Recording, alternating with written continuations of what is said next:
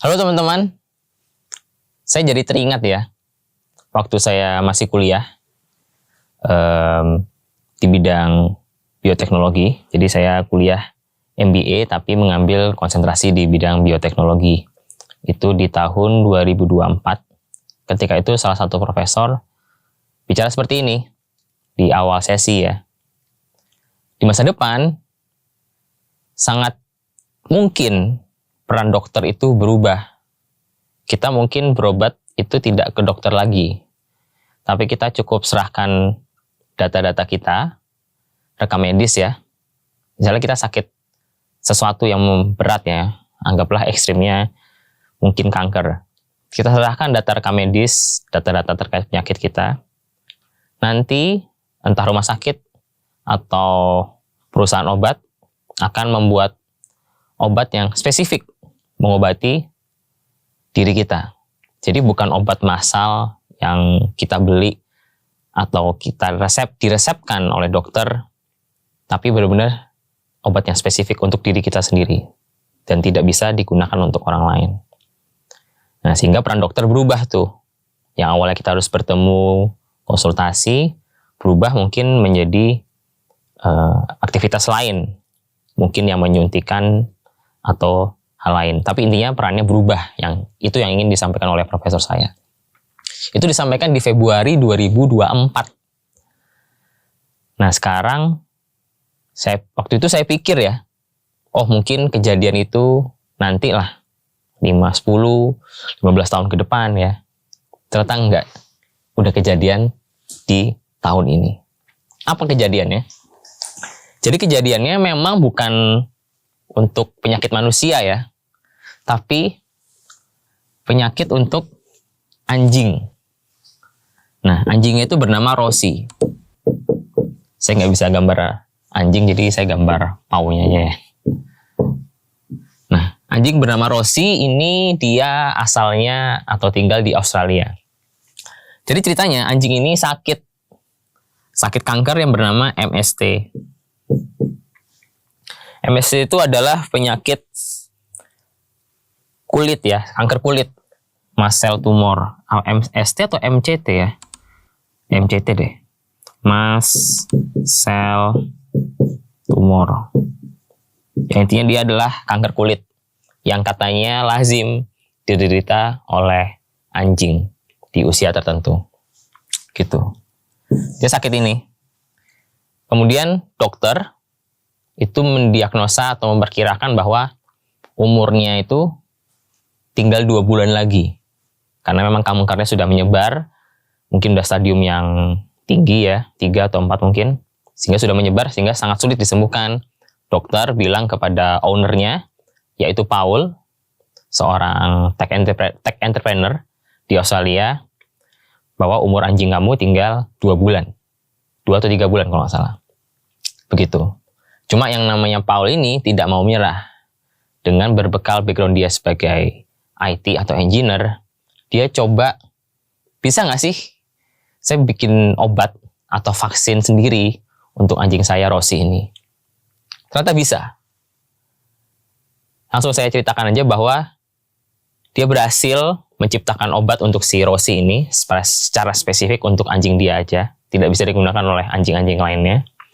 Yang awalnya diprediksi cuma hidup 2 bulan setelah disuntikan obat itu atau vaksin itu, usianya sekarang dia masih hidup, melebihi ekspektasi dari diagnosa awal yaitu 2 bulan, dan diperkirakan dalam kondisi sekarang masih bisa hidup mungkin up to 20 bulan. Tidak langsung sembuh, tapi sel kankernya semakin mengecil, semakin menghilang, sehingga tetap perlu terapi lanjutan ya. Jadi bukan obat yang ajaib menyembuhkan, enggak, tapi memperkecil sel kankernya sehingga kekebalan tubuhnya meningkat, sehingga lama-kelamaan jika diikuti dengan terapi atau obat yang tepat, Rosie akan sembuh total. Itu prediksinya. Nah, tapi intinya adalah dia berhasil overcome ekspektasi cuma hidup 2 bulan itu. Nah, caranya gimana? Gini.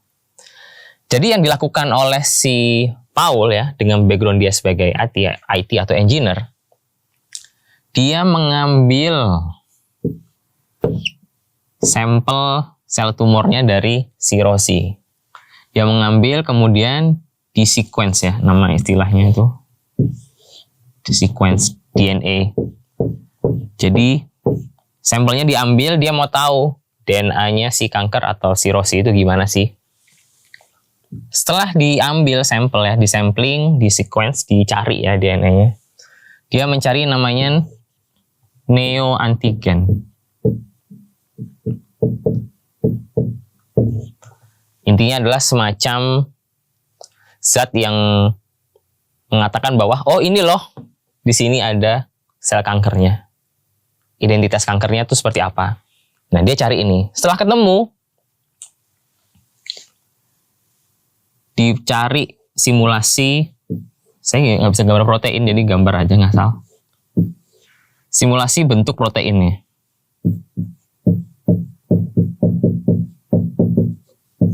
Jadi dicari lokasi atau berada di mana sih sel kanker ini. Kurang lebih gambaran awalnya seperti itu ya. Dan yang lebih menarik lagi adalah dia mencari neoantigen sama bikin bentuk proteinnya.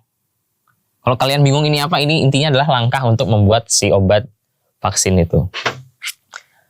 Tapi yang ingin saya tekankan adalah dia mencari ini dengan menggunakan AI. Katanya dia pakai ChatGPT untuk baca datanya. Ya, ChatGPT yang kita pakai sehari-hari. Nah, kalau proteinnya dia pakai yang namanya AlphaFold. AlphaFold ini adalah AI tools yang spesifik memang untuk industri bioteknologi ya, untuk mensimulasikan bentuk 3D dari protein. Nah, kalau ini mungkin bukan orang awam yang bisa pakai, perlu sedikit atau beberapa ilmu di bidang biologi ya, untuk memahami penggunaan AlphaFold. Saya sendiri juga nggak paham bagaimana menggunakannya. Gitu. Menarik ya. Jadi dia dengan sedikit ilmu pengetahuan di bidang kesehatan, tapi dibantu AI, dia berhasil membuat obatnya. Nah, kalau proses sequence-nya, ini dibantu kampus ya. Dia meminta kampus UNSW di Australia, dari sampel itu tolong dibuatkan sequence DNA. Intinya dia mau mencari kodenya lah ya. Nah, habis itu sama dia diolah sendiri pakai AI, ChatGPT sama AlphaFold. Kalau ChatGPT kalian sudah tahu lah, ini kita pakai di HP kita atau laptop kita masing-masing kan. Kalau AlphaFold ini bisa dicari di website aja. Kalian kalau mau belajar, banyak tutorialnya di YouTube, tapi intinya ini sangat possible diakses oleh kita orang awam, asal kita mau belajar cara makainya. Oke, udah nih, udah ketemu nih. Habis itu ketemu nih, protein sama pelaku kankernya udah ketemu. Dia bikin yang namanya ini mRNA. Nah, intinya ini codingan yang menunjukkan bahwa kalau ini disuntikan ya, ini di mRNA ini disuntikan ke tubuh kita jadi tahu bahwa oh, protein atau zat ini itu jahat. Kalau ketemu ini di dalam tubuh kita, tolong serang. Jadi semacam poster ini ya, kalau di One Piece kan poster wanted itu. Jadi kalau dimasukkan dalam tubuh, ini ibarat poster ini nih, kalau kalian melihat ini, bilang ke sel-sel dari tubuh kita, sel kekebalan, sel imun, bilang kalau kalian melihat zat seperti ini, protein seperti ini, serang aja, itu musuh kita. Kenapa tubuh nggak sadar? Karena kan tubuh kanker itu kan sebenarnya bukan dari luar ya, tapi dari dalam diri kita, sel diri kita yang bermutasi. Nah, sehingga tubuh nggak sadar bahwa itu adalah penyakit sebenarnya, atau membahayakan bagi tubuh. Nah, tapi kalau kita suntikan ini, mRNA, kita memberitahu bahwa ke tubuh kita, ini tuh jahat, tolong diserang. Nah, setelah ketemu ini, disuntikan. Suntikan ke Rossi ya. Suntikannya nggak serta-merta kita suntikan ya, pakai teknologi juga. Namanya LNP, lipid nano partikel. Ya, intinya semacam pembungkus ya. pembungkus supaya si mRNA ini tidak rusak ketika proses atau masuk dalam tubuh. Nah, disuntikkan nih ke tubuh Rosie. Suntikin. Bekerjanya seperti vaksin ya. Vaksin kalau kita ingat punya COVID, vaksin-vaksin itu menggunakan teknologi yang sama ya, mRNA. Begitu suntikan, tubuh tahu bahwa oh ini adalah jahat, nggak baik bagi tubuh, maka sel kekebalan tubuh, sel imun akan menyerang. Dan ini yang dilakukan oleh Paul untuk Rosie. Dan ternyata berhasil. Yang awalnya 2 bulan, tadi sudah saya sampaikan, berhasil memperpanjang umurnya Rosie, dan kondisinya semakin membaik. Ini terjadi pada anjing ya. Apakah mungkin ini dilakukan untuk manusia? Secara framework, itu sangat mungkin. Cuma itu doang yang bisa saya sampaikan. Artinya adalah bagaimana terkait regulasi, kemudian uji-uji berikutnya, ya tentu para periset lah yang lebih memahami. Tapi yang menarik lagi adalah selain dia menggunakan AI, biaya yang dia habiskan itu dia tidak sebut spesifik ya. Dia hanya sebutkan 2 hal. Yang pertama, untuk meng-sequence DNA, biayanya di kampus itu adalah 3.000 Australian dollar. Kalau nggak salah, nanti silahkan dicek beritanya. Total hingga akhirnya penyuntikan itu mencapai sekitar, dia nggak nyebut spesifik, tapi dia menyebut $10,000. Ya, kalau dalam rupiah mungkin ratusan juta. Mungkin 300 juta, mungkin 500 juta, mungkin 600 juta, tapi tidak sampai miliar. Itu satu orang dengan background IT bisa membuat obat untuk anjingnya, spesifik untuk anjingnya, dan ternyata bekerja dengan baik dalam tempo singkat dan dengan uang tanda kutip hanya ya ratusan juta. Kalau dalam rupiah ratusan juta rupiah, kalau dalam dolar maka puluhan dolar. Ini beda banget sama kalau kita atau perusahaan itu bikin obat. Perusahaan bikin obat tuh perlu uji klinis, melibatkan beberapa atau ratusan atau ribuan pasien untuk mengetahui dampaknya. Ada risiko di situ, biayanya bisa jutaan dolar atau miliar rupiah, dan waktu development-nya itu bisa tahunan ya, di atas 5 tahun, bisa 7 tahun, bisa 10 tahun. Udah waktunya lama, biayanya mahal, orangnya sakitnya sekarang. Orang sakitnya sekarang, obatnya nanti 10 tahun lagi. Itu yang terjadi saat ini. Tapi dengan adanya AI dan teknologi sekarang, sudah dilakukan pada anjing seperti Rosie, bahwa sangat memungkinkan industri ini berubah drastis. Yang awalnya butuh waktu lama, jutaan dolar, dan banyak sampel, banyak uji coba.